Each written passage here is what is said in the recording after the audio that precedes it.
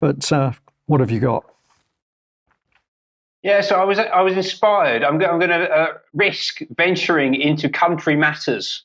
I know Charles is much better at this than I am, but I was inspired by something he was talking about earlier in the week as it relates to a big focus on livestock and vaccination of livestock and potential pandemics circulating the food system. And we're all thinking about where the next pandemic is going to come from, or where they're going to tell us it's going to come from.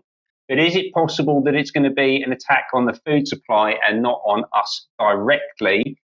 Jeremy Farrar is the current chief scientist at the World Health Organization. He was before that the director of the Wellcome Trust. He was on SAGE. He was responsible, not least in part, for the lockups that Debbie's been talking about and everything else that went with it. Let's just hear what he has to say about H5N1 over the past couple of weeks.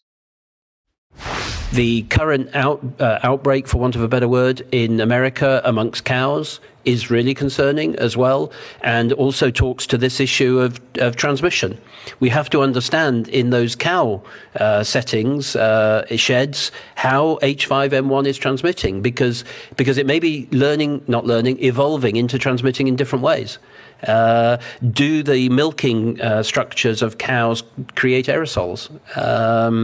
Is it the environment which they're living in? Is it the transport system that is spreading this around the country? So this is a huge concern, and I think we have to watch, more than watch, we have to make sure that if H5N1 did come across to humans with human transmission, that we were in a position to immediately respond with access equitably to vaccines, therapeutics, and diagnostics. He wants to disrupt the food supply. The other thing there is he mentioned sheds, and of course this is the harsh reality in a lot of cases in America, that cows for milking are in sheds their whole life, which is not a natural environment, and then we're suddenly surprised when the cows are suffering and becoming ill. Yeah, a lot of questions to answer in terms of the food supply. Indeed. All right. Thank you for that. Debbie, we're at a point where probably we should end the news. Would you like this segment to continue, or should we keep it for our UK column members in extra time?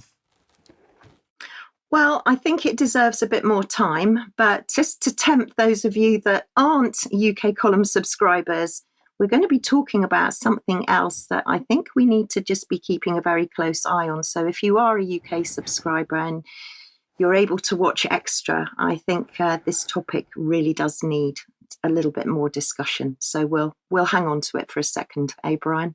Okay, thank you very much.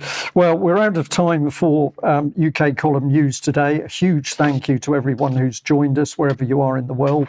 And I just want to say that a lot of people are now asking for the UK column to do more and more, to report this, to do more local reports, to cover this subject, to investigate this. In principle, we'd like to do all of this, but to do it, we need to increase the size of our team. And if we are to do this, we need more support from our audience in the form of memberships. And I'll just say once again that for £5 a month, we think our audience receives a huge amount of information, a great deal of reporting, videos, the interviews, etc. So if you're listening to us wherever you are in the world and you're not a paid member, please consider doing that, because this would allow us to expand and to deliver more for everybody. I'm just going to end with a unique thing. I think it's called an unboxing, if I remember what the youngsters get up to on YouTube. So I have here a little box.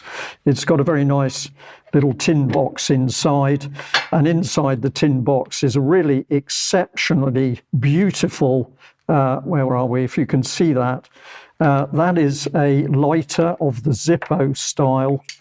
I'll just click it open, but truly lovely. It's engraved with UK column. We think it would make a beautiful gift, and also a lighter for you to use on many occasions, whether it's cigarettes or candles or incense sticks or the campfire or the home fire. Many different uses for a responsible lighter. And if you fancy one of these, they will be available shortly in the UK Column shop. So I'll leave you to think about that, but the minimum is you need one of these lighters to light a candle at home so that you can relax a little bit from all this madness in a comfy chair and enjoy the subtle light of that flickering candle. I'll leave you to think about that. Very big thank you to Debbie and to Ben for joining me today.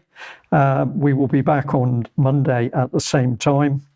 If you're a UK Column member, stay with us. In a few minutes, we'll have UK Column Extra, and we'll be delving into those exciting subjects. We will see you then. Bye-bye.